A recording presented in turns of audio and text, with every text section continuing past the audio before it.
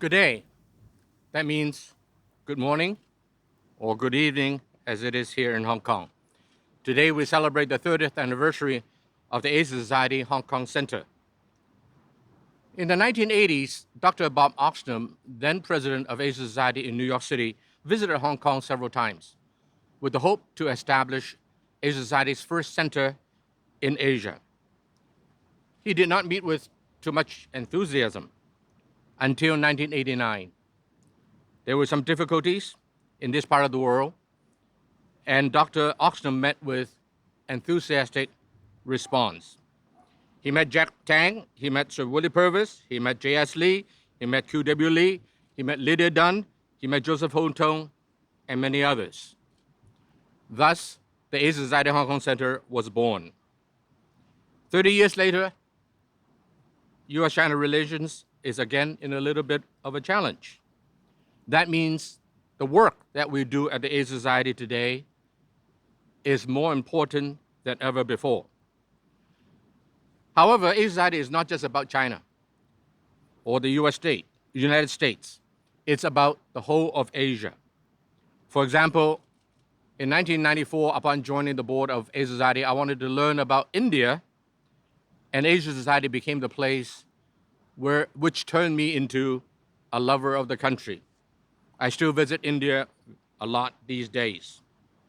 This evening, as we celebrate the 30th anniversary, we are honoring 12 people and one organization. They have contributed much to the success of Asia Society in the past 30 years. We divide them into 4 categories: the founders, the statesmen, the visionaries, and the builders. In the middle of our program today, there will be a segment of about 30 minutes of very substantive discussion on U.S. China relations, past, present, and future. We have 2 distinguished speakers with us. The first one is, hailing from the United States, the former U.S. Ambassador to China, Stapleton Roy. The second, equally distinguished, is the former Vice Foreign Minister of the PRC, Ambassador He Yafei. To begin the program, let me first turn to our wonderful Executive Director, Ms. Alice Mong, to kick off this evening's celebration. Alice? Thank you, Ronnie. Thank you.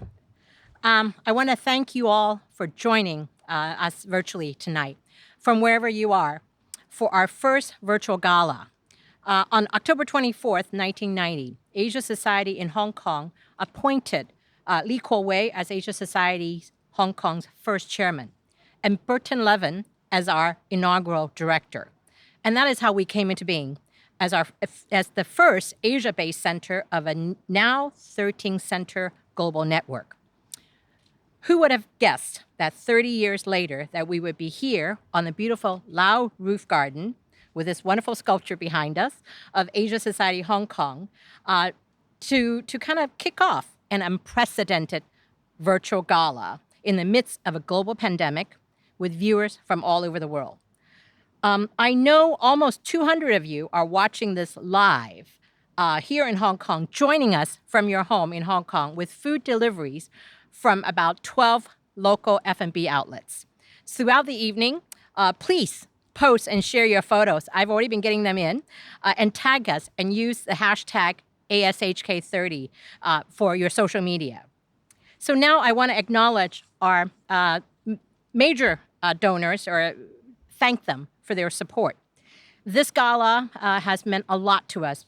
So I want to start off by thank you, our virtual gala chair, Burger Collection, Mokhtar Riadi and family, Betsy and Edward Cohen. Betsy is one of our global trustees. Jack Tang family with support from Oscar Tang and Agnes Tang. Oscar is also our global trustee. And Cheng Yi-Dan Foundation, the virtual gala co-chair, Cheng Yi-Dan Foundation, Gun Investment LLC, and just today, Mr. Victor Low of Gold Peak Industries Holdings. Lulu and Anthony Wong. Lulu is on the Asia Society Global Trustee, and Morningside. Seas Capital, Seas Company Limited, and lastly, His Royal Highness Prince Turki Al Faisal. And again, Prince Turki is also a member of the Asia Society Global Trustee. I also want to thank our Board members, there has been a very generous matching grant from our board members. Ronnie, thank you. Jean Ho, Rona Chow, and Michael Jepson. And also, contribution came in, 30th anniversary general donation from Larry Yong, the Chen Wei Wei Vivian Foundation Limited, and also Ming Shea, Fulgen Genetics from California. And I want to thank these major donors for their support for tonight's virtual gala. We had always planned to celebrate this milestone. It's not every day that you turn 30, and some of us wish we were back when we were 30 again. But with all of the uncertainties of COVID-19, we decided to follow the fine example of Asia Society's other centers in moving this gala online. Our annual dinner has always traditionally been November and December, hence the Thanksgiving theme. And after all, we do have a lot to be thankful for this year here in Hong Kong and for Asia Society. As Ronnie has said, Asia Society Hong Kong was established at a time of uncertainty and tension in the aftermath of what happened in 1989. It was founded to serve as a bridge and to emphasize Hong Kong's role as a global city. In preparation for tonight's gala, I had the opportunity to speak with all of the honorees and some of their family members. And the theme of strengthening ties and building understanding between East and West were universal. In times of upheavals, institution like Asia Society, with our mission of connecting, matters. As we look ahead during this turbulent time, I am humbled by the work that we do, whether globally in connection with an incredible global network, including all of our Asia Society centers, or locally with our community partners to deliver almost 200 programs this year. This is similar to previous years. And remember, this year we had to be closed for 86 days. We are looking back to look forward. The 13 honorees, 3 of them we are honoring posthumously. We celebrate tonight their spirit of they are what Asia Society and Asia Society Hong Kong is all about. We are thankful for their thoughtful leadership and their guidance and their pioneering vision during our first 30 years. During this year of isolation, we have had to pause and reflect. We may not be able to connect as easily in person as before, though we can still connect with each other virtually like we are right now. And we can continue to learn from each other. So enjoy tonight's gala, and we look forward to seeing you in person, hopefully next year, when we can share this beautiful Lao roof garden with you in person. Thank you, and enjoy the evening.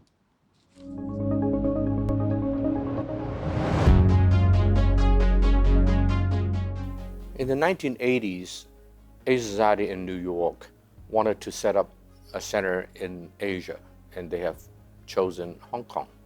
Asia Society Hong Kong was founded in 1990. The mission is continue to promote Hong Kong as a global center to promote understanding of Asia today. Our founding fathers have really done a great job. Charcuterie Lee, Ambassador Bert Levin, and so forth.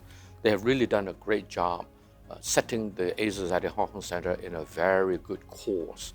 In our early years, a lot of the programs were done actually at the home of our founding director, Ambassador Bert Levin.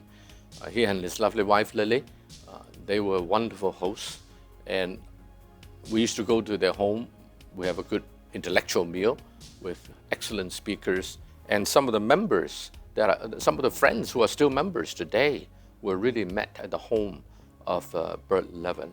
So right now, we're very fortunate that our membership have reached almost 3,000. So from 1990 until about 2010, they would do about, at the height, up to about 70 programs a year. Since our opening of this historical site, we have reached about over 200 programs a year. The Chantal Miller Gallery has been able to host some of them really unique exhibitions. We've hosted over almost 30 exhibitions. Once we have our new home, the new campus open in 2012, everything began to change. We realized how powerful it is to have a beautiful permanent home that is architecturally superb.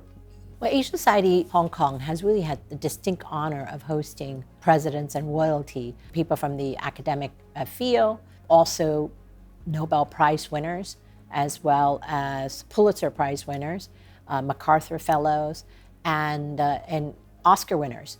And these are the kind of speakers that we have been able to attract. And we have been able to do a variety of programs on the arts and cultural space, whether it's film screening, site-specific dances, as well as a lot of family programming and children programming, really attracting the community to Asia Society Hong Kong.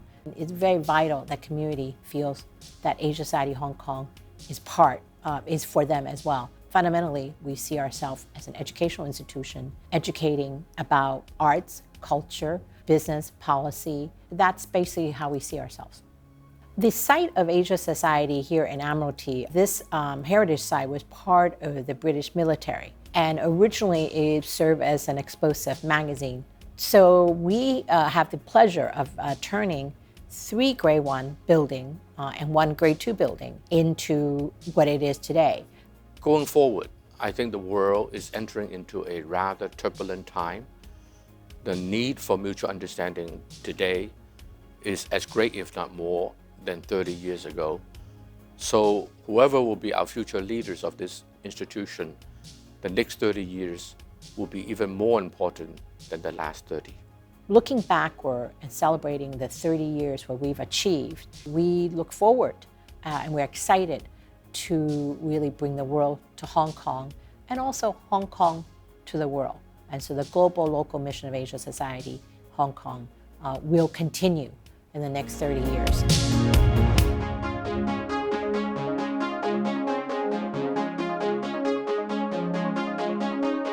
We will now introduce you to the first set of honorees, the founders, Robert Oxenham, Jack Tang, and Sir Lee Kuo Wei. Dr. Robert Oxenham. In much of the 1980s and early 1990s, Bob was the president of Asia Society in New York City. He is a historian, a Chinese historian, specializing in the Ming Dynasty and the Qing Dynasty. I was told that throughout much of the 80s, under the leadership of Bob, the Asia Society in New York always wanted to have a center in Asia, and they have chosen Hong Kong as the first place.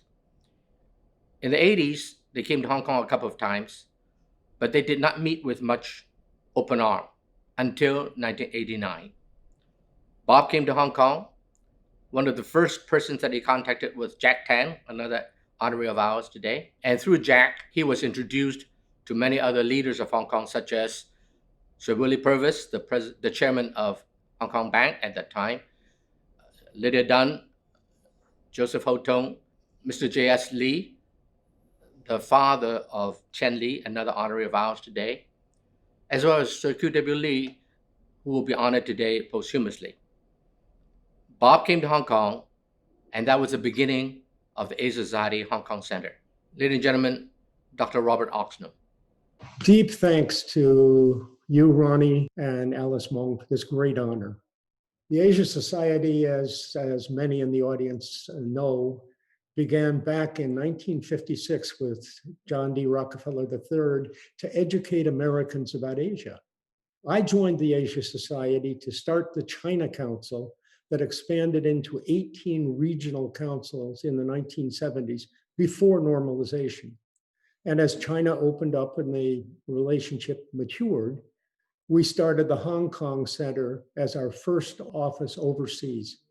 What a great journey. One of my special memories that is remarkable was the opening of the Asia Society Hong Kong campus of buildings in 2012, which actually opened when Vishaka Desai, my wife, was president.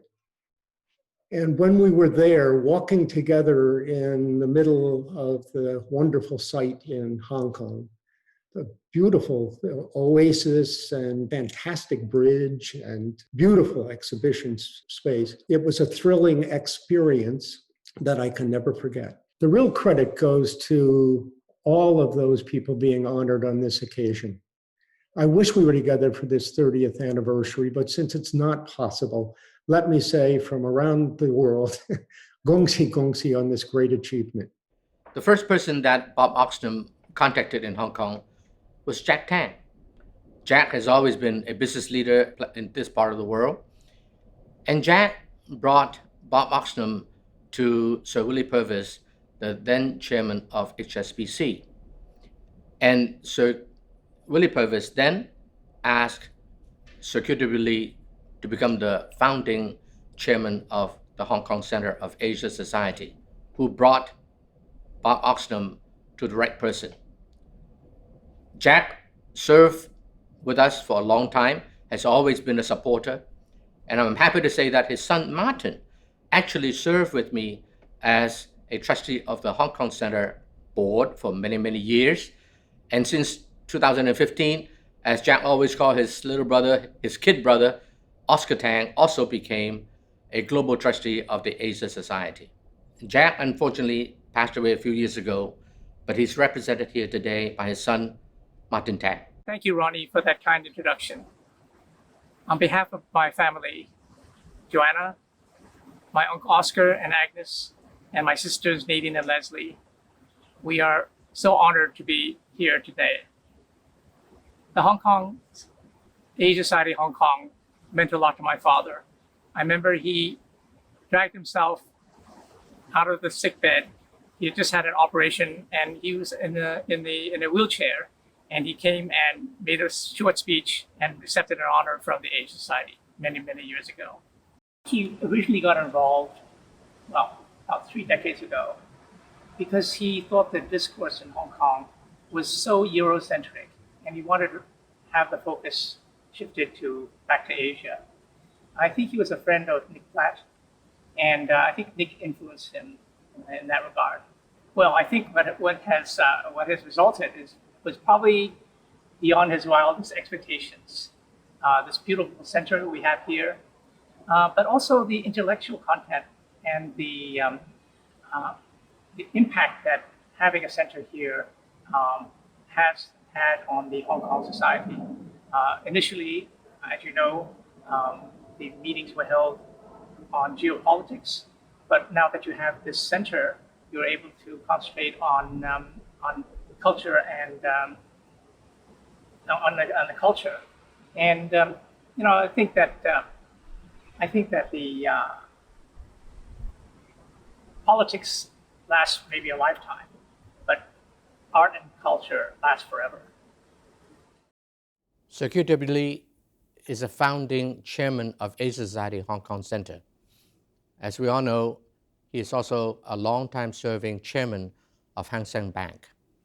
He was no doubt one of the top leaders of the business community in this city.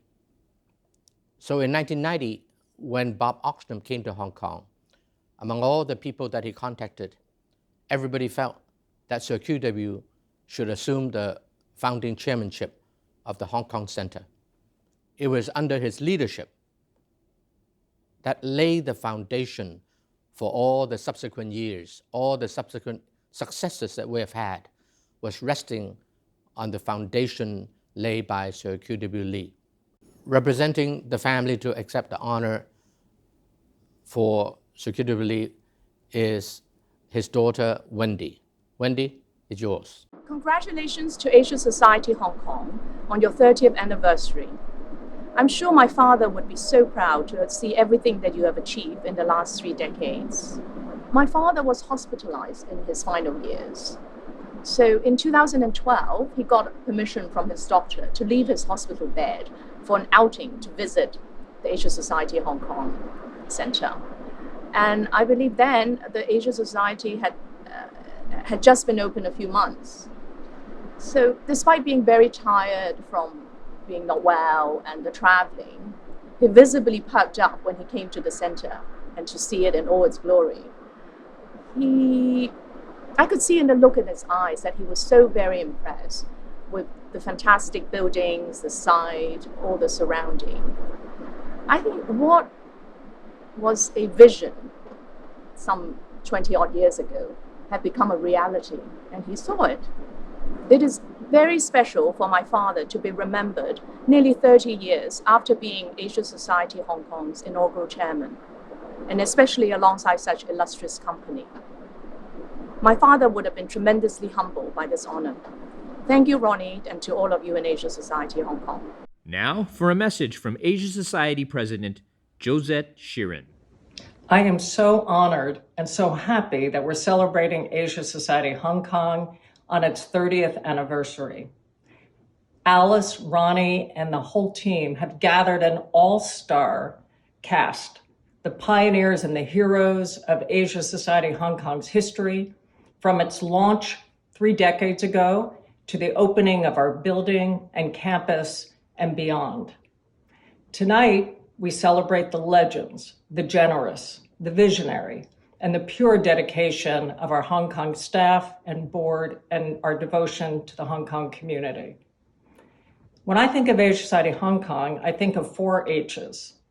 History, the successful, storied, and sometimes stormy history of Hong Kong. We've done programs across all of that, and our campus embodies, from the canons to the aesthetic beauty, a history of Hong Kong, of China, and the emergence of the East. It speaks of meeting together, East and West coming together and finding new pathways to the common challenges of humanity. Hospitality is the next H I think of. Ronnie, Barbara, and the whole Chan family, Team Hong Kong, and the whole board, thank you for caring for, sustaining, supporting all of us, from the presidents to the princes to the people of Hong Kong. To me, when I lived there for 3 months, you welcome everyone with respect and with warmth, and none of us ever want to let go. So thank you for really making Asia Society Hong Kong a big family that embraces so many of us. The next H I think of is humility. Asia Society Hong Kong embodies our motto to shed light and not heat. This is very difficult, but in order to find pathways forward, we have to be able to listen with respect. And I thank you for all the program you've done, from your pioneering work on COVID, with the first program in Asia Society's entire network on February 14th, 25 more programs. That approach to learning and listening is so key to the legacy that you've built over 30 years. And finally, hope. From the beauty of the art to the culture, to the events, to the dance, the beauty of the center, all of this lifts us up. And that center, our center, that building, the view and the history lifts up Hong Kong, it lifts up humanity, and I want to thank you for that. So if you could all join me toasting this incredible team, all of those who have helped pioneer this work, and celebrating Asia Society Hong Kong to its next 30 years. Thank you. Thank you to the whole team. We will now introduce you to the second set of honorees, the statesmen, Burton Levin, Nicholas Platt, and Tung Chi Hua. Ambassador Bert Levin is the founding director of the Asia Society Hong Kong Center. Upon retirement from the U.S. State Department, Bert became the founding director of the Asia Society Hong Kong Center, and it was under his leadership that laid a solid foundation for the future of this center. Bert today is represented by his lovely wife, Lily, very much his partner for life, and Lily also played a big role in the early years of the Asia Society Hong Kong Center. For example, many of the programs that I attended in the early years were held in their home. So we always remember Bert as a wonderful, wonderful gentleman who contributed so much to the Asia Society Hong Kong Center. His Chinese, by the way, is better than mine. Congratulations, Asia Society, for 30 years of sharing ideas, bridging cultures, and seeking understanding between the US and Asia. 30 years. Bert would have said 30 years is about what it takes to make a great scotch or a world-class oolong tea. To Ronnie, Alice, the honorees, and everyone else who has touched the society's past, present, congratulations. We were grateful for all the friends who supported us and the society, and we appreciate the kindness, interest, and the generosity that many of you here shared with us during the Society's early years. Bert loved Asia and cared very much about the Society's mission. I'm deeply grateful for you honoring him, celebrating, and remembering Bert's role as the founding director of the Society in Hong Kong. He would have been so happy to share this milestone with all of you. Those of you who know me also know that I, just as Bert did, feel a deep, warm, abiding attachment to Hong Kong and to many of you attending this virtual gala Thanksgiving evening. Thank you for asking me to speak about my husband as you honor him and others for their contributions to the Society. He expects you to carry on for another 30 years and beyond. How do I know this? He told me so. Wishing you all stay well, stay healthy during this global COVID-19 invasion. Good luck and 再见. The next person to be honored is Ambassador Nick Platt. We all love Nick. Nick is just simply wonderful. A diplomat of the United States, he was actually on the ground in 1972 when President Richard Nixon visited China. And the film clips that he has taken has been the subject of a wonderful program that Nick has done for us here in Asia Society at the opening of our Hong Kong Center campus. Nick served as a long-time president of Asia Society in New York, perhaps the longest-serving one, beginning in 1992. That was 2 years after the founding of the Hong Kong Center. So the Hong Kong Center was really shepherded very much in those earlier years by Nick, providing much help and leadership that make Hong Kong Center what it is today. I should also mention that Nick's lifelong partner, beloved to all of us, Sheila, his late wife, we paid for Nick and it came a pair. She will always be remembered as a beloved member of the Asia Society family. Thank you, Ronnie. That was more generous than you needed to be. I consider the most significant thing I did as president of the Asia Society, as far as Hong Kong was concerned, is to choose you as the trustee to replace Sir Q.W. Lee. And you became a trustee of the society as a whole, and then finally, after years of effort, the chairman. Anyway, everything you did, I take a little bit of credit for. Thank you very much, and congratulations on this 30th anniversary of Asia Society Hong Kong. Mr. C.H. Tung in 1997 became the first chief executive of the Hong Kong SAR government upon Hong Kong's return to China.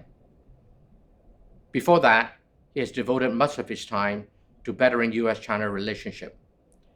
So soon after I took over the chairmanship of this center in 1994, I invited CH to become an advisory council member of this organization.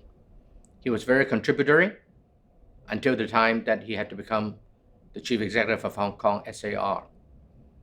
In 1999, when the Hong Kong Center decided to try to acquire a place as the permanent head office of the Asia Society, we came upon the present site. And Jack Wadsworth, another honoree of this evening, and I went to see C.H. Tung. And eventually, I can never forget that meeting. C.H. invited his chief secretary at the time, Mrs. Anchen Chan, and his chief financial secretary, Donald Zhang. The three of them together gave us this site to be the headquarters of the Asia Society Hong Kong Center. Ladies and gentlemen, Mr. C.H. Tung. Congratulations to Asia Society Hong Kong on its 30th anniversary. I'm very honored to be included among the distinguished guests here today. Thank you, Ronnie and Alice. It is indeed your outstanding work in the last 30 years that has made Asia Society Hong Kong a truly distinguished organization. I'm proud of you and all the colleagues of the Asia Society. I have been working on promoting positive relationship between U.S. and China in the past several decades. It is and will be the most important relationship in the world for many years to come. And we should do everything we can to ensure its healthy development. As we see from past examples such as 2008 financial crisis, the Ebola disease, the Paris Accord, there is so much the United States and China can and should do together. Only by working together can we meet the many challenges mankind face together, be it pandemic, climate change, poverty, injustice. On this 30th anniversary, I should hope the Asia Society can continue to be the leading forum and leading advocate for global understanding, for a modern and peaceful world, for greater U.S. and China relationship, and where people can find a satisfying and ever improving life. Congratulations again, and thank you.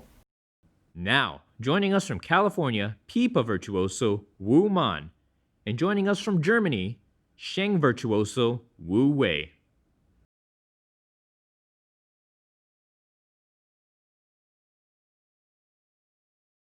大家好，我是琵琶演奏家吴蛮。今天非常开心能够在这里跟大家认识，跟大家见面，我们聊天和问候。今天呢，我特别邀请了我的朋友声演奏大师吴伟和我一起给大家献上一首我们家乡的江南丝竹传统音乐。那么江南丝竹是什么呢？江南当然就是江浙一带啊，上海那一带的音乐。那么丝竹是因为我们的传统乐器像琵琶呀、笙呀，它的用的材料啊，制作材料有毛竹、竹子，还有丝弦，所以丝竹这个名字是来源于本身乐器的材料。江南丝竹音乐呢，我记得小时候通常我们就是一般喝着茶，在茶馆里面听到的非常民间的音乐，很轻松，很惬意所以音乐呢有时候非常自由，有即兴演奏这样的一种成分在里头。那么通常呢是慢板开始，很慢，因为很优雅很轻松，大家聊天喝呀然后越来越快，越来越快，音乐就最后就很欢快，节奏越来越快，通常就是在一个欢快的这样的一种气氛中结束音乐。那么在具体的音乐的这个演奏中呢，你会听到琵琶呢演奏的是旋律，这个旋律琵琶有很多自己的琵琶的韵味在里头我们叫加花，加了很多花。那么笙呢，通常是在衬托琵琶这件乐器，所以笙呢是一种衬托的乐器，琵琶是一种旋律的乐器，所以两种音乐的色彩，两种乐器像两个人在对话一样。所以我们今天特别的为大家选了一首江南丝竹的名曲《欢乐歌》，希望呢大家能够在这样一个欢乐的气氛中呢来享受江南丝竹音乐。谢谢大家。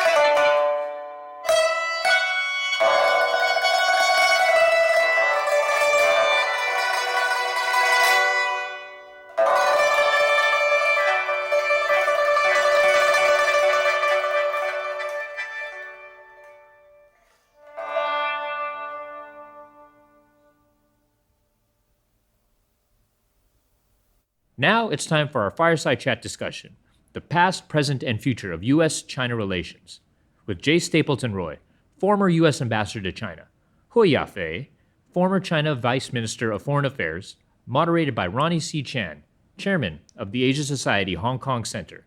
This fireside chat will last roughly 30 minutes. Ladies and gentlemen, now we come to a very substantive part of our program this evening. The Asia Society was founded by John D. Rockefeller III to enhance understanding between the United States and Asia. Over the last several decades since World War II, a lot has happened in Asia. It went from a very poor part of the world to a relatively wealthy part of the world. We first saw the rise of Japan, and then we have the four little tigers. But eventually, that which really changed Asia the most, and indeed the world, is the rise of China. There's no denying that today, U.S.-China relationship is one of the most important relationships in the world. So this evening, we are very, very honored to have two gentlemen joining us who are both old friends of the Asia Society. And I will go by age. We're delighted to have Ambassador Stapleton Roy. State, you're now 85-year-old, but very, very healthy. I'm so happy to see you again. State was born in 1935 in China. His Mandarin is very, very good. If not for those of you who don't speak English, who don't speak Chinese here, the three of us could engage in a dialogue in Chinese, and I will be the worst of the three of us. And State eventually became the ambassador of the United States to China in the year 1991 to 1995. And he has been following up on global affairs, in particular what is happening in China over the many, many years since. I have always appreciated State's very fair-minded view of the world and of U.S.-China relations. Also with us from China is former Vice Minister of Foreign Affairs from mainland China, from the PRC, Ambassador Hu Yafei. After serving as Vice Minister, he was also for a while the Chinese ambassador to Geneva, to the United Nations in Geneva. And he was certainly considered as one of the top brains in the foreign ministry while he was serving there. So this evening, we are very, very delighted to have two old friends of ours with us. It's going to be a very free-flowing dialogue. I have told State and told Yafei beforehand that feel free to budge in, stop me or stop one another. We are all among friends here. And I also told them that there are basically two issues I want to cover. And those two issues are very, very important. The first one is, what went wrong? I think all three of us and many others watching us over the last many decades have tried very hard to improve to better U.S.-China relations. And yet, in the last couple of years, it seems that it has taken a downward turn, perhaps faster than many of us had expected. So the first question I have is, what went wrong? And then thereafter, I'd like to hear from them also, can it be fixed? And if it can be fixed, how can it be fixed? And what is your short-term and longer-term view of U.S.-China relationship? Because whatever happened to this bilateral relations will affect the world. After all, they're the first and second largest economies in the world, the first and second largest trade countries in the world.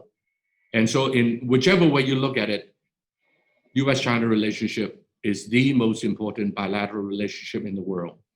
So State, let me turn to you first.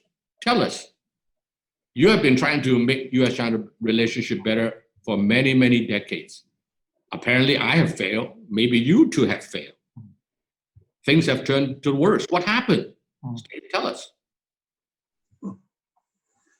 Fortunately, I majored in history in college. So let me begin with a little bit of history. I agree that the relationship has gone wrong. Much more wrong than I thought possible. But I think it can be fixed. But it will take time, and it will take devoted efforts by all parties, not just the United States and China, but also the other countries of East Asia and the world. let me just make a few quick points. It began with the collapse of the Soviet Union. This left the United States in an unprecedented position in the world because it's extremely rare in history for a country to achieve military dominance because of the collapse of the principal opponent instead of the defeat of the principal opponent. US theory says that power, if concentrated, will be abused. And our domestic political situation is based on that understanding. But we didn't apply it to the international situation. For us to be the sole superpower was dangerous because it was certain that we would abuse the power, and yet we didn't understand that. What we should have done is we should have strengthened international organizations and agreed to stay within the limits permitted by those international organizations as a way of balancing us. But we didn't do that. We actually became hostile to international organizations because we liked being the sole superpower.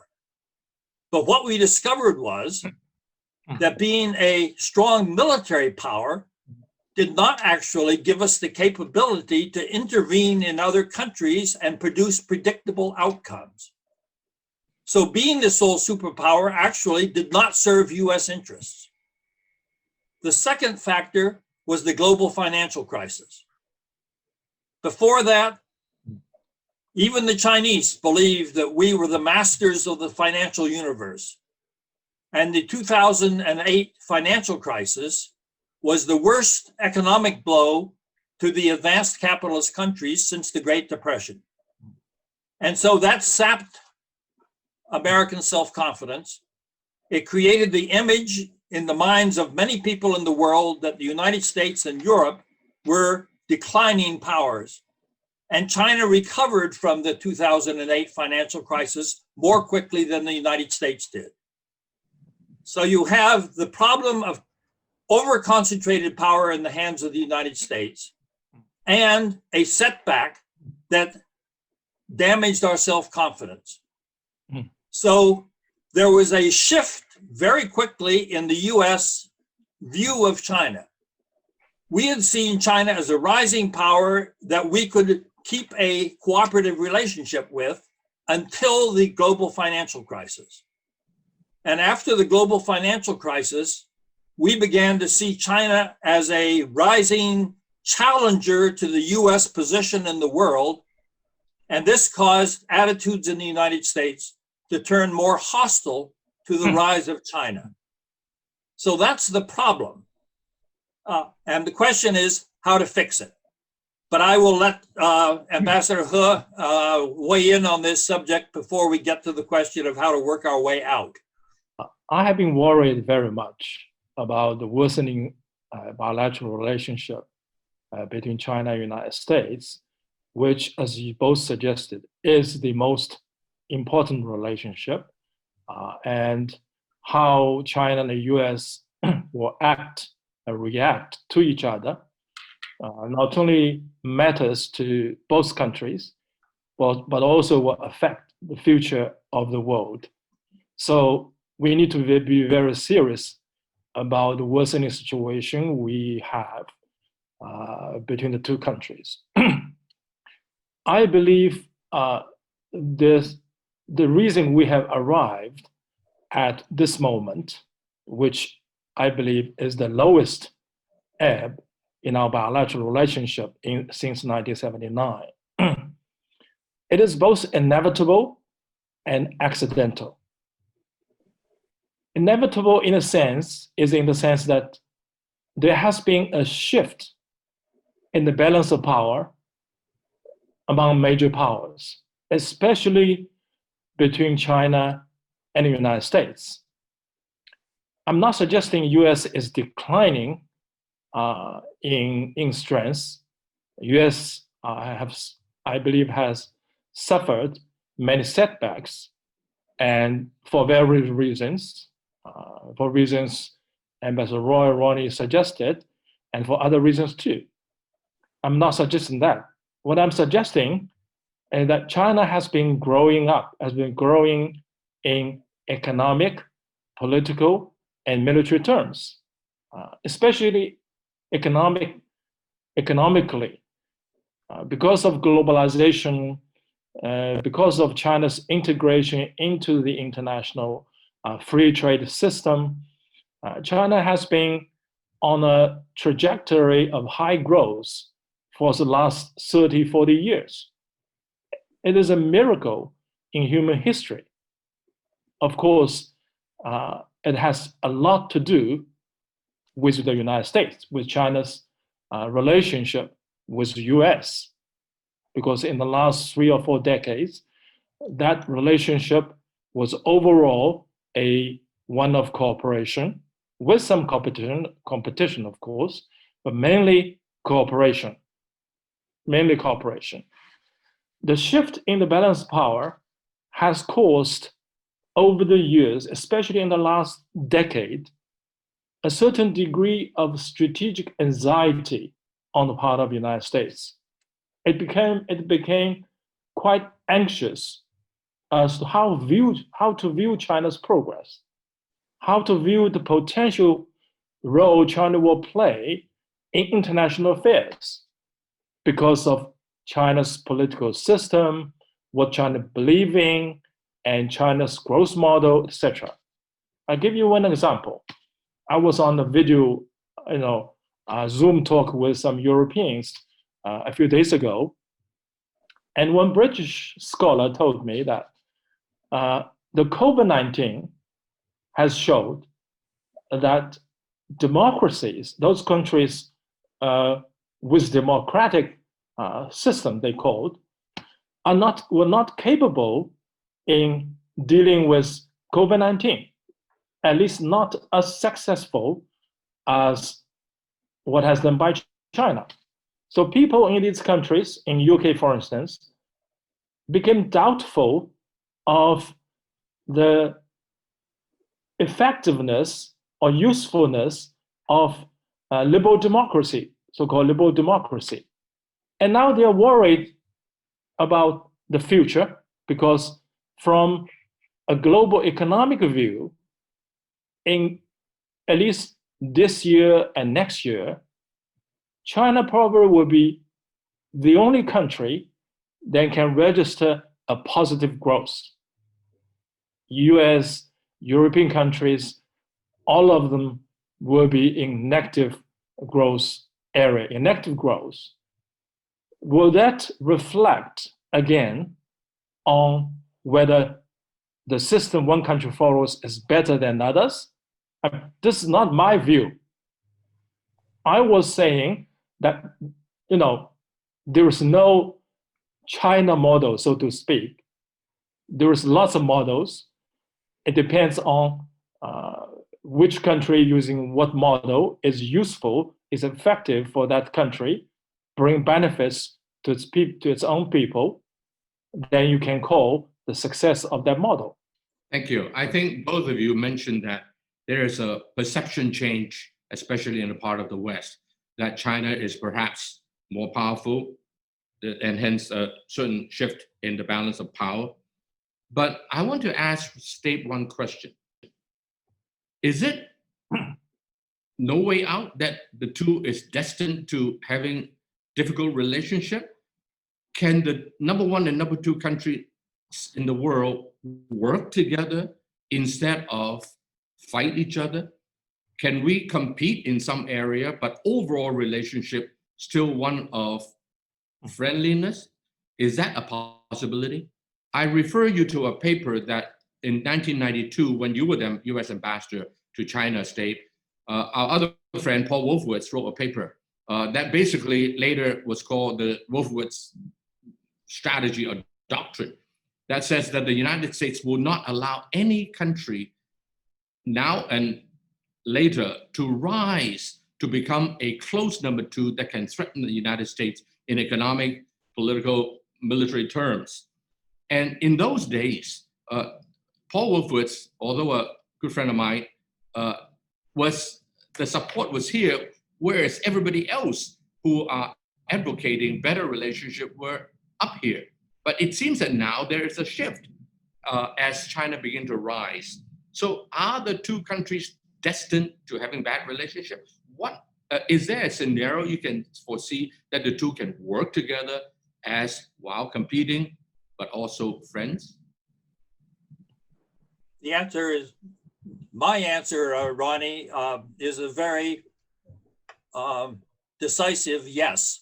It is possible for us to have both a highly competitive relationship with China and a highly cooperative relationship with China. But that will require changes in attitudes on both sides. Let me briefly comment on Ambassador He's presentation, much of which I'm in agreement with. For example, there is a shift in the global balance of power, and that is causing anxiety on the part of the United States. As I pointed out, the United States was dealing with an unfamiliar problem, an unanticipated problem, which was the collapse of the Soviet Union. China correctly anticipated that its rise was going to cause difficulties with the established power of the United States. And so China set this goal of having peaceful rise or peaceful development, as it was called. But what China did not anticipate was the change in the psychology of the Chinese people that would accompany movement from being a relatively weak power to a relatively powerful country. And that has caused a change in the way that China views the outside world, where China, for example, now links its military strength to its international status, not simply to its defense needs. And it talks about becoming one of the foremost military powers in the world by the middle of the century, which is not that far away, even though China has no international security responsibilities. It's only responsible for its own security. So in other words, if you look at international polling, what you find is that the neighbors of China do not like China's behavior, but because of their economic interrelationships with China, they do not want to choose between Washington and Beijing. So that's a problem for China's diplomacy.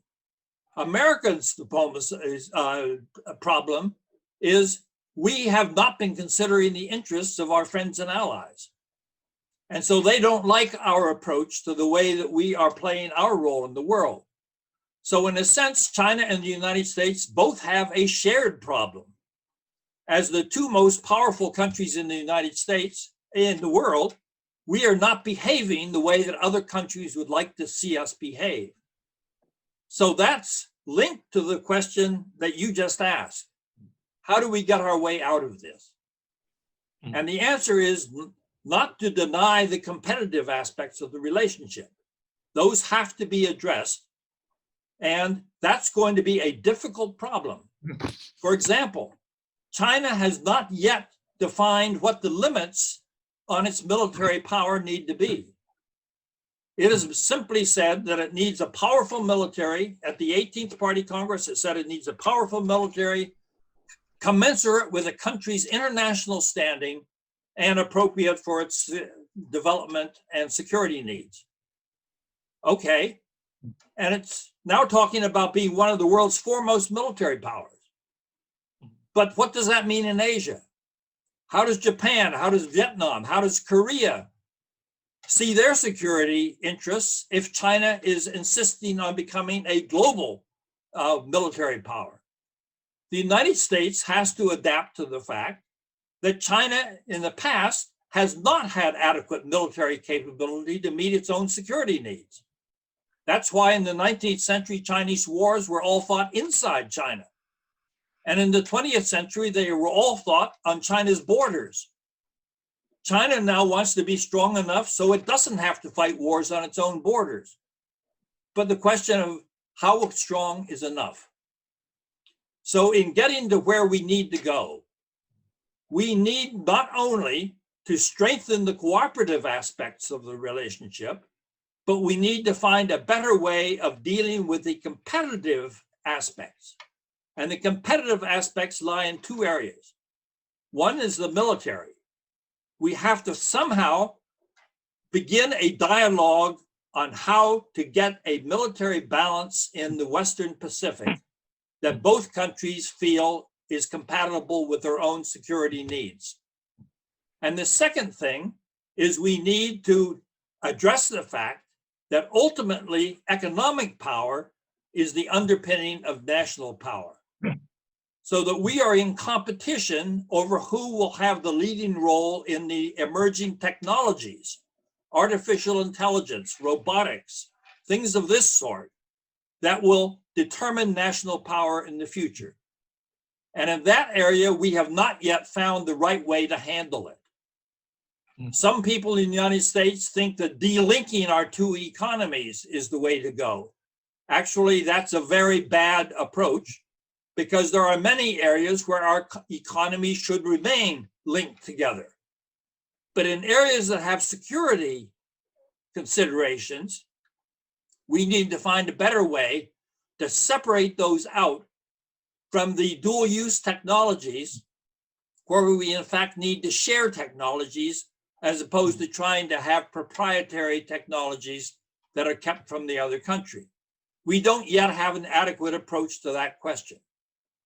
I think the problem with the current administration in the United States is they have seen the international system as essentially an arena for competition among countries. And they have actually denied the concept that there is a global community. They are wrong. There is a global community. And the global community is based on cooperation among countries. And we see that everywhere. But in China and the United States, what we are seeing now is a growing military rivalry, a growing economic rivalry, and we are not keeping in place the cooperative aspects of the relationship that need to be strengthened. This is a leadership problem, in my opinion, that can be managed properly if we understand the problem properly. You cannot have a sole superpower in the world today. We are going to have a multipolar world. And in that multipolar world, China and the United States will probably be the two most powerful countries, both militarily and economically. The question is, will that be strictly a competitive relationship, or will it also be a cooperative relationship? And I think the cooperative elements have enormous potential that we are not yet handling properly. Thank you, Steve. Ambassador let me ask you about this. Does China really want to change the international order? Is China capable of doing it? Does it want to do it? Do you think that China can work with the United States while competing in many areas such as business and economics, still build a basic trust with the United States such that the two biggest countries will not be at odds with each other? And what about the other countries that Steve mentioned? The other countries are forced to take sides, and that's not a good sign.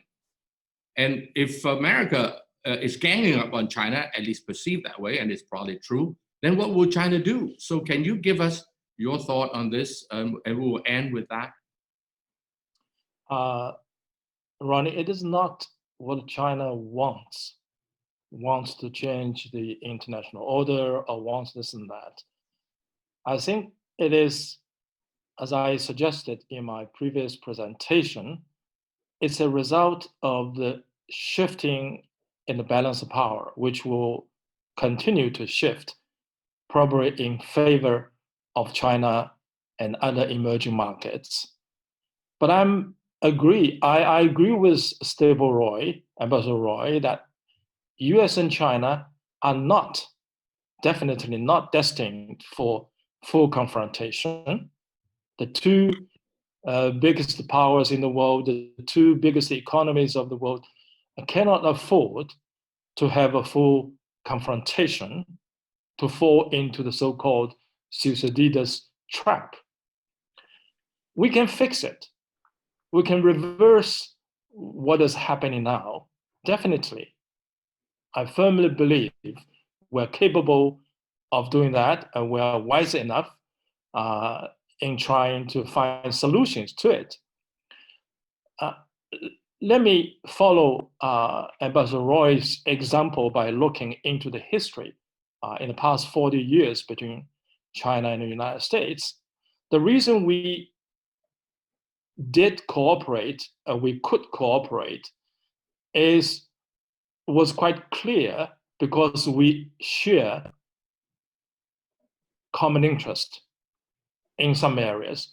We have a match in some aspects of our strategic interests. For instance, in early 1970s, Ambassador Roy was a participant when China and the US decided to open up or reopen its door towards each other. It is both for the reason of the former Soviet Union. The former Soviet Union. We have a common, not, I don't want to say enemy, but we have a strategic consideration which was shared by both. And then with globalization, with China being gradually integrated into the global trading system, China and the US economically are moving ever closer to each other, bring huge benefits. It's obvious for China. It is also obvious for the United States, the two biggest economies. So we are not destined for war, as Professor Allison has suggested. We're not destined for full confrontation. We do have hope that cooperation will eventually prevail. Because of the same reason, we can find commonalities in our strategic interests. For instance, each country now faces huge domestic problems. China needs to have a favorable international environment for its economic transition to what we are calling the dual circulation, to rely more on domestic consumption to promote economic growth, to adapt China to the shifting global supply chains, for instance. So, and other problems too. Lots of problems.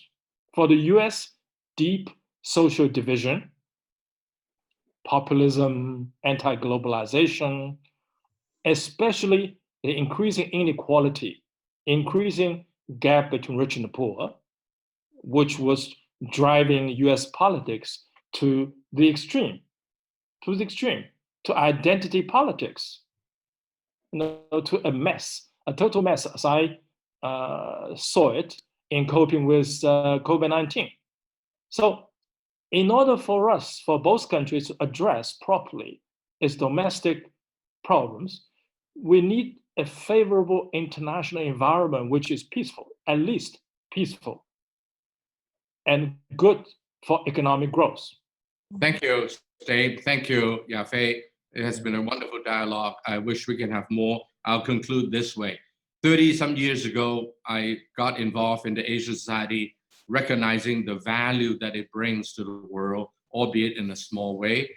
And little did I know that 30 years later, the need for Asia Society and similar organizations to enhance dialogue between all the nations of the Pacific Basin area should have increased so much. So I think that I look forward to the next 30 years, whoever the leaders of the Asia Society may be. I think there is a need for it to work even double time in order to make the Pacific Basin and indeed the world a better place. Thank you very much, Ambassador State Roy and Vice Minister Yafei, for your contribution. Thank you very much. Thank you, Ronnie. Thank you. Thank you. Now, a musical performance by our youngest performer of the evening, Jimmy Wong, playing the ocarina.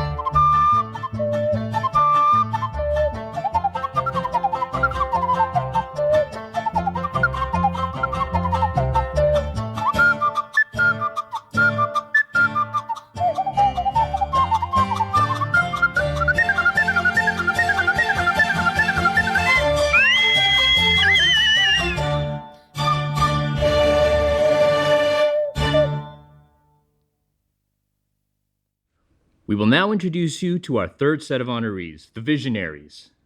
Hong Kong Jockey Club Charities Trust, Robert and Chantel Miller, Mokhtar Riyadi. The Hong Kong Jockey Club is a wonderful organization.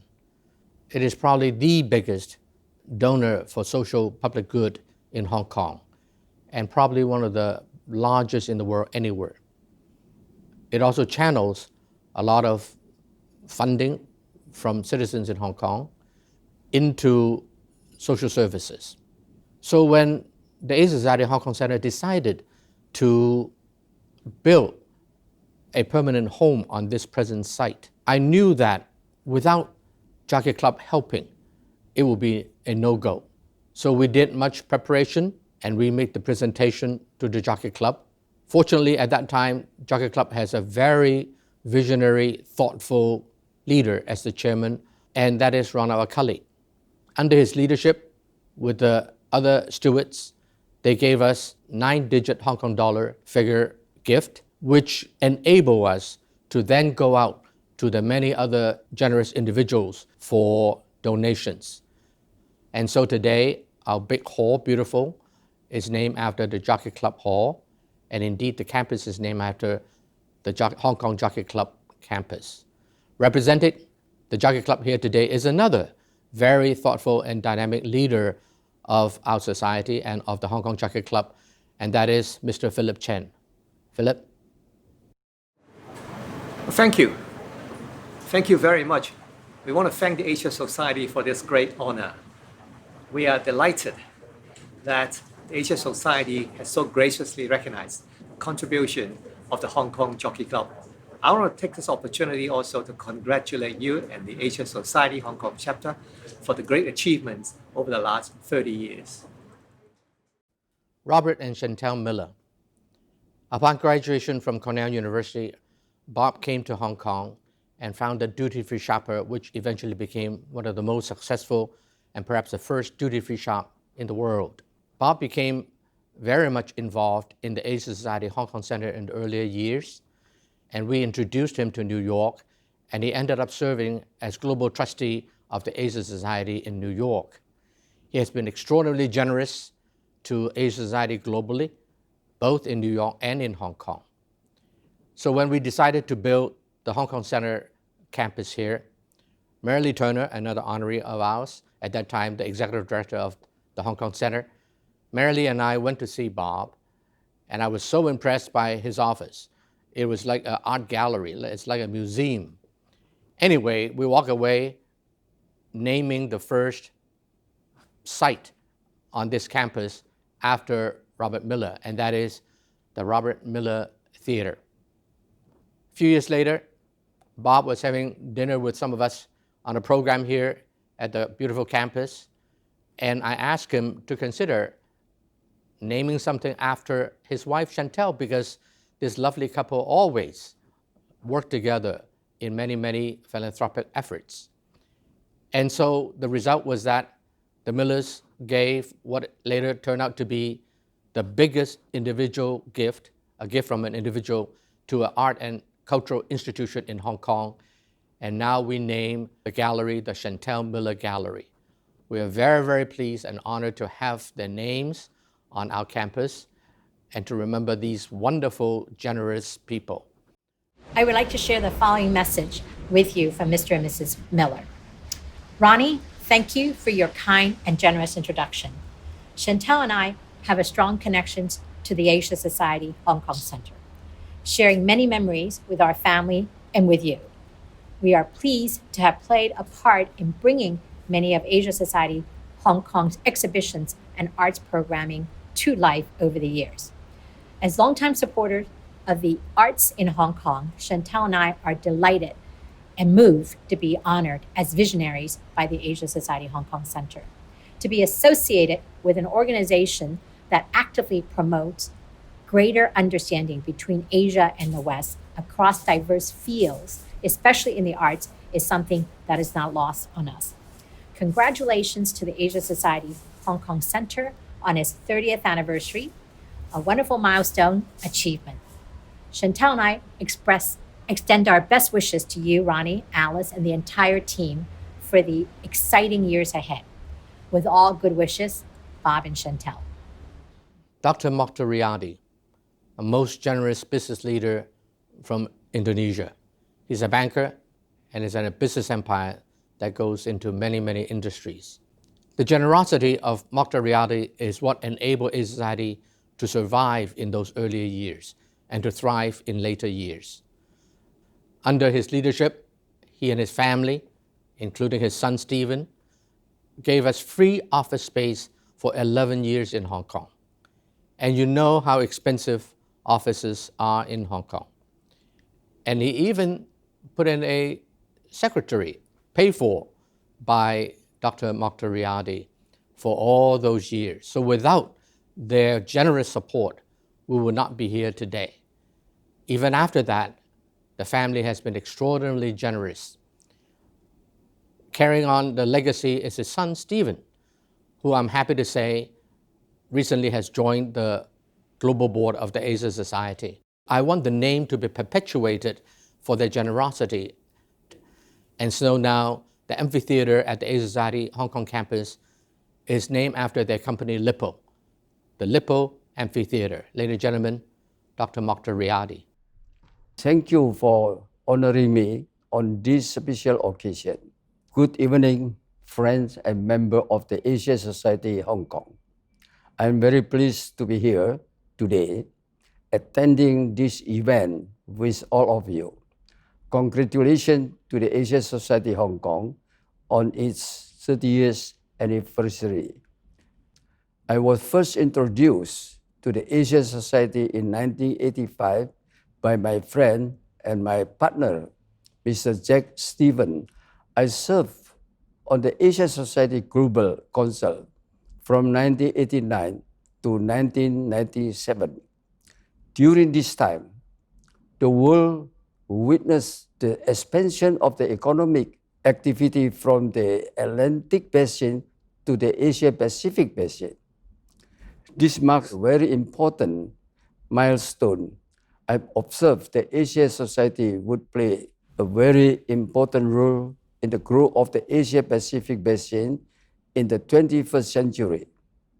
During my time as a trustee of the Asia Society, I was lucky to learn and benefit from the knowledge and wisdom of the Asia Society. I would like to express my thanks to the Asia Society Hong Kong for giving me this opportunity.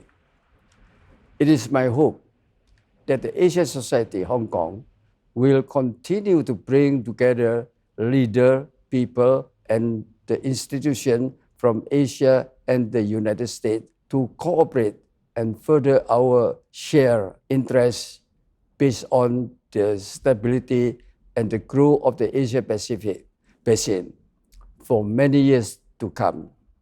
2020 has challenged us to think outside the box and adapt to a new reality. Now let's take a look at our groundbreaking programming this year. The new coronavirus is going to be much more difficult to contain and much more difficult to control than SARS. We're obviously in a very difficult turmoil. Well, with the increasing number of cases almost everywhere, we need to stay vigilant. I say that this is a bit of a marathon. We have more days ahead of us than we have behind us. It's not going to be business as usual. There's a great temptation as humans to think this will go away quickly. We have a paradox of promoting social distancing. At the same time, we need to be building social cohesion. I don't think anyone anticipated this. What kind of test do we really need when we're trying to beat this infection? One of the things this pandemic is shining a light on is some of the racial disparities and access to care challenges that the United States has. But yeah, mental health issues, thrive in isolation and in silence. And so it's so important to encourage people to talk about mental health issues. What's key is trust. If people don't trust what comes out of the government or experts, it won't work. And particularly in our times of social media. It's been incredible, the amount of information that's coming out. Everyone is sharing their data, and we're all working together to try to beat this thing. If we work together, we'll defeat COVID-19 much more quickly.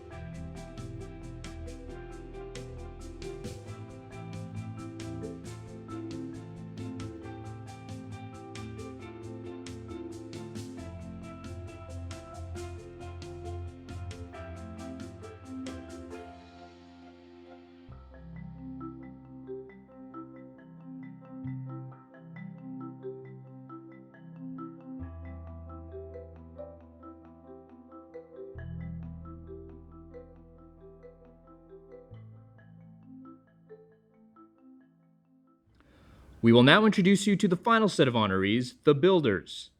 Jack Wadsworth, Chien Lee, Mary Lee Turner. Of the 12 honorees today, Jack Wadsworth probably changed my life more. I always thought him to be a very, very smart, thoughtful, kind person. So I invited him to the Advisory Council of the Asia Society Hong Kong Center. Jack, as a member of the Advisory Council, in 1999 proposed in one of our meetings that it is about time that we should have a permanent campus. Jack and Chen Li, another honoree today, and myself form a ad hoc committee to look into this matter, and that's what resulted in the Asia Society Hong Kong Center campus. So if you enjoy the Asia Society Hong Kong Center, you should thank Jack Wadsworth. Ladies and gentlemen, Jack Wadsworth. Ronnie, thank you very much for the introduction. You and I go back a long way. My involvement with the Asia Society, I'm very proud to say, began in Hong Kong.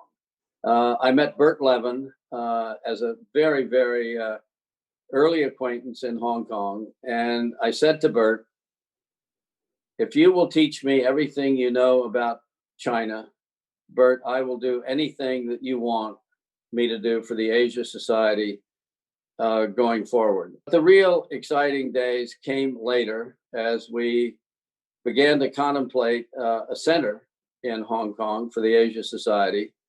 And that was a labor of love, to be sure. We looked at many sites. We talked to many of the real estate tycoons about giving us a building.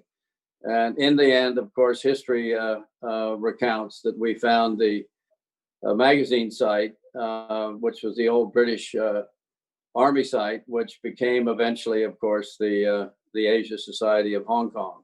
But this honor to me is about the importance of the people who I am privileged to be with on this occasion, starting with QW Lee, going down a list of really amazing people. I won't name them all, but Chen Li and I were probably partners, if there were partners in this exercise.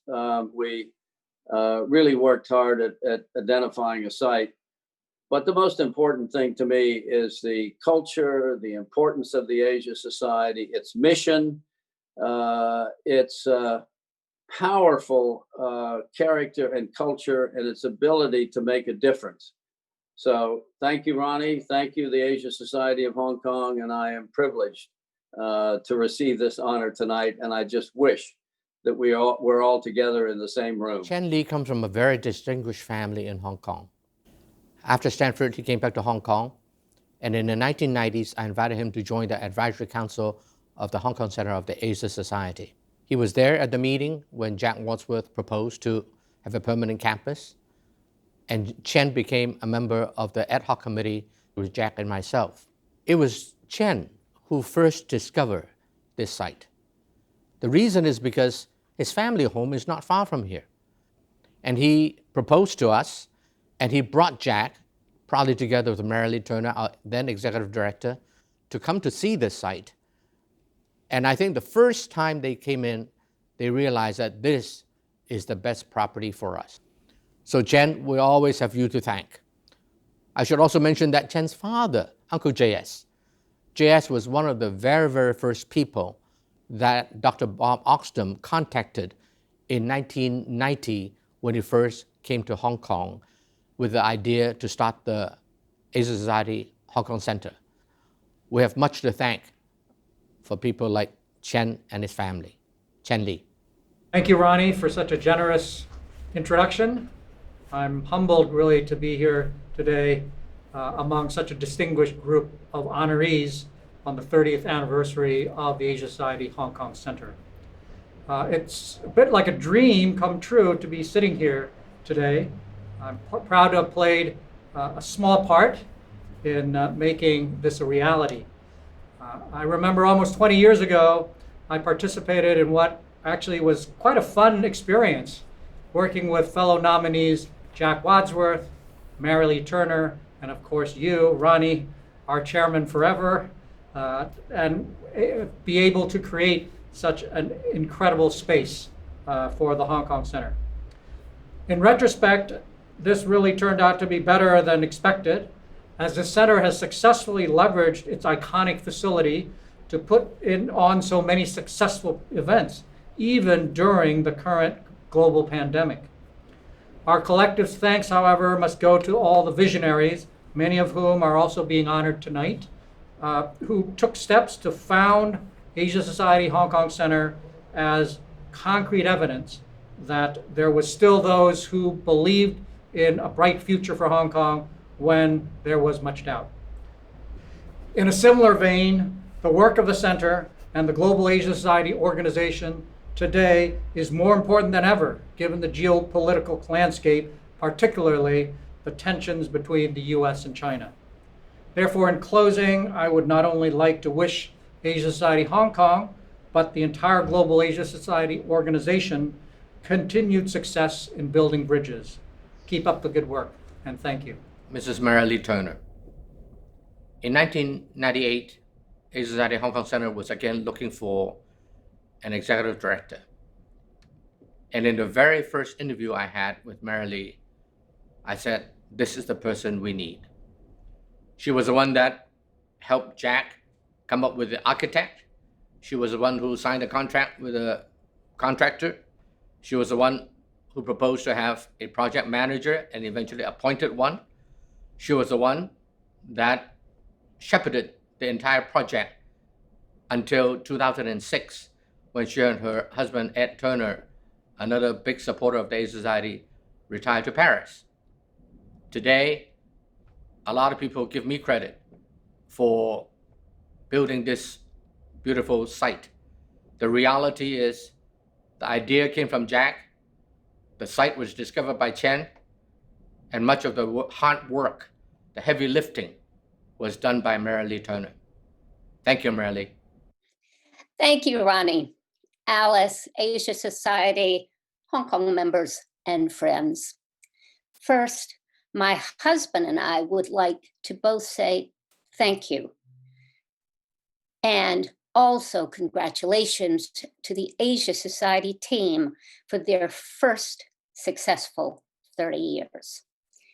Each of the previously mentioned honorees has left remarkable footprints, both in Hong Kong and beyond, and to be named with them is particularly special to me. Building bridges between the Chinese and American people.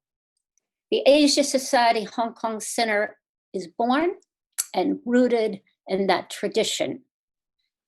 The quest for connection, for interchange, for understanding, the ability to work together.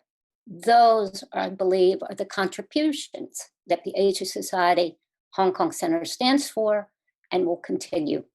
And I'm quite sure with the creativity and the enthusiasm of the Asia Society Hong Kong team, it will only be better in the next 30 years.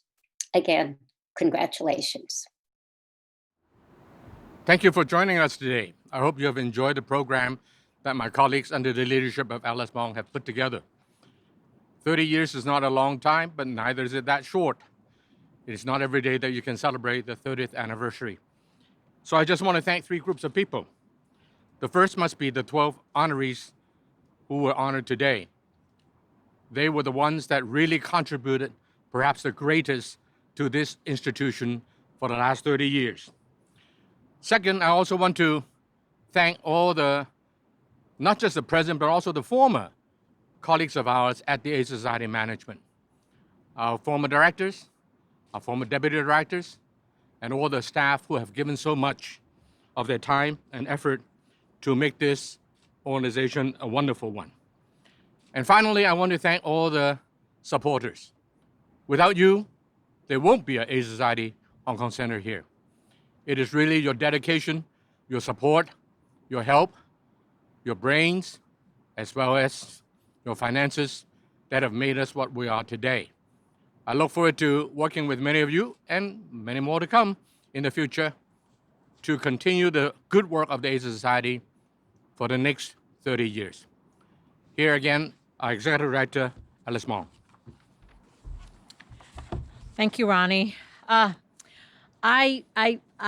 overwhelmed. I want to really express my gratitude to our board, especially to Ronnie. He's one of the reasons I'm here today, and because he invested in my education. So I want to also give a shout out to the entire KH network, very well represented tonight at this gala. So thank you.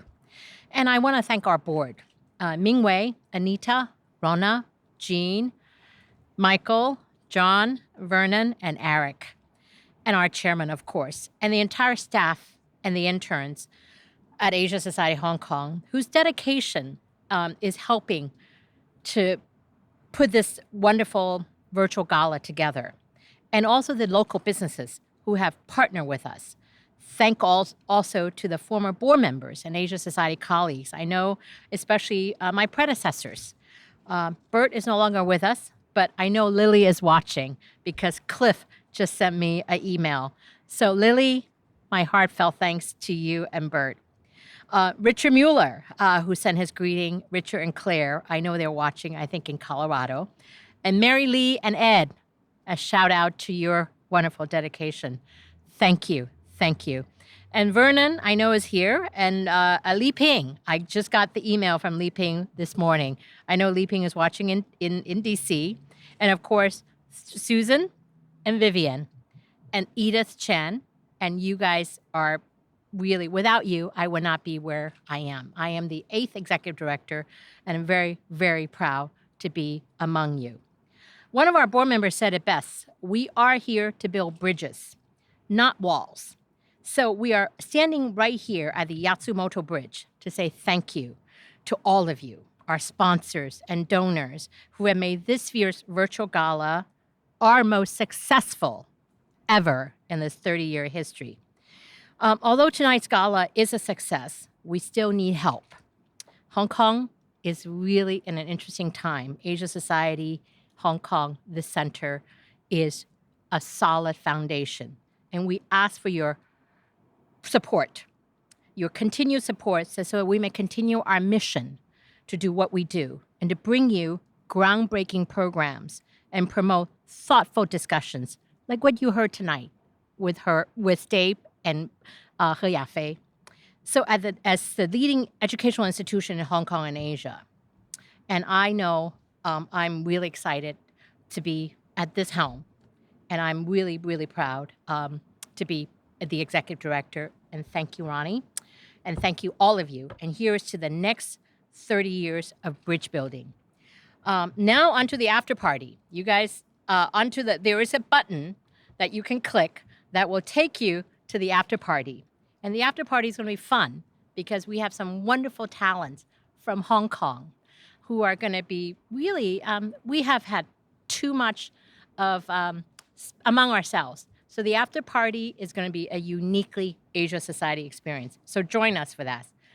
Those who are joining for our private reception, click the button below so you will be guided to the reception. It is password access. So those of you invited, please join us. I hope you have enjoyed this incredible performance of Wu Man and Wu Wei and the young, talented Jimmy Wong, whom we discovered only a few months ago. Wasn't his performance fantastic? We will end this gala with a music video produced here in Hong Kong by our program team with talents from Hong Kong, Manila, New York, and California. If you are familiar with Broadway musical, you will know South Pacific. It's one of my favorite musical movies. It's based on James Michener's novel, and in it talks about, kind of discrimination. With the permission of the Rogers and Hammerstein organization, we have changed some of the lyrics to promote inclusion and empathy. Very much needed in today's world. So instead of being carefully taught to hate, remember Lieutenant Cable? Fitting our educational mission, we have updated lyrics to being carefully taught to care. So our thanks to Ted Chapman at Rogers and Hammerstein organization, and we really want to thank also David Henry Wong for making this exciting video happen. So enjoy our version of You've Got to Be Taught, You've Got to Be Carefully Taught. And thank you and good night. And I want to thank our incredible staff for tonight's virtual gala. Thank you.